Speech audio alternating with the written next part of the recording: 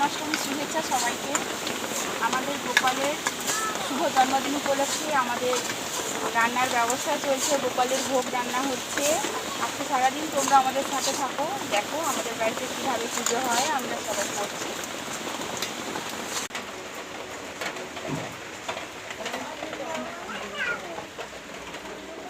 এই দেখো আমাদের গোপাল ঠাকুরের পুজো হবে। গোপাল ঠাকুর বসে রয়েছে, দেখতে পাচ্ছ।